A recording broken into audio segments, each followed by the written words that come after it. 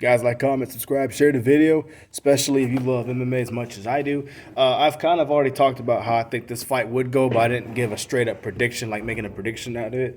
I'm going to talk about how Ilia Topuria could beat Charles Oliveira, and then vice versa in a whole nother video. Then I'll give the actual prediction because it's later in July, basically a month from now. Excuse me, I burped. For Ilia Topuria, now people have claimed that he can wrestle, that he has jiu-jitsu and all that.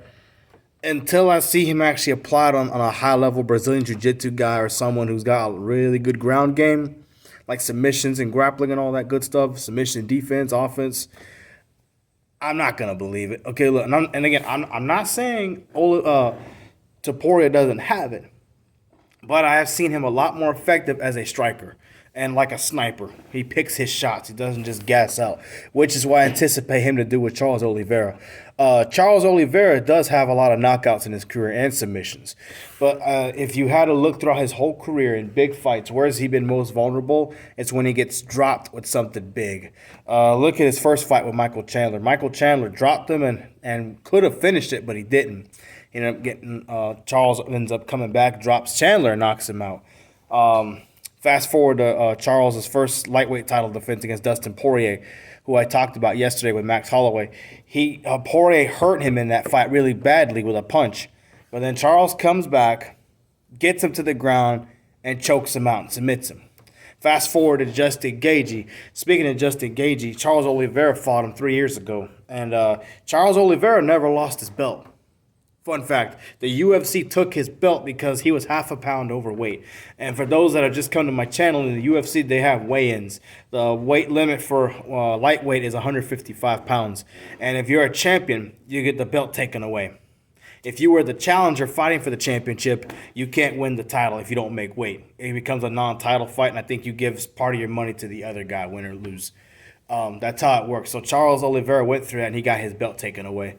And he still went on to win the fight by submission. He did get dropped, though, by Justin Gaethje. But then came back and hit him, knocked him down, and then choked out Justin Gaethje, too. He's a bad guy.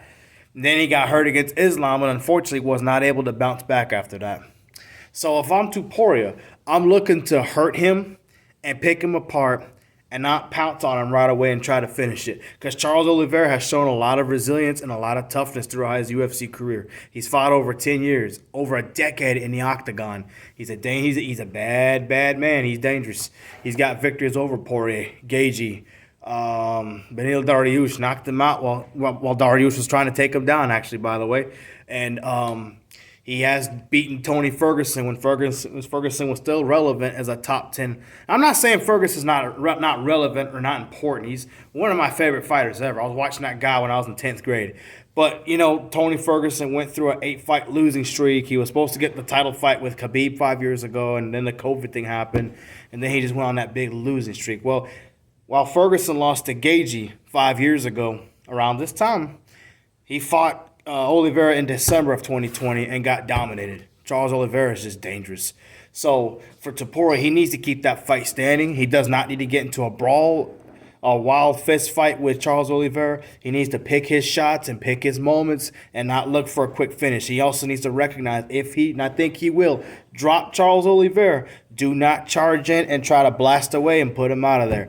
Do what Cain Velasquez did to Brock Lesnar. What I mean is Cain Velasquez would hurt Brock Lesnar and he would beat on him, but he would do this and just pick his shots and just keep going. Brock Lesnar, for example, when he fought Shane Carwin, now he ended up winning that.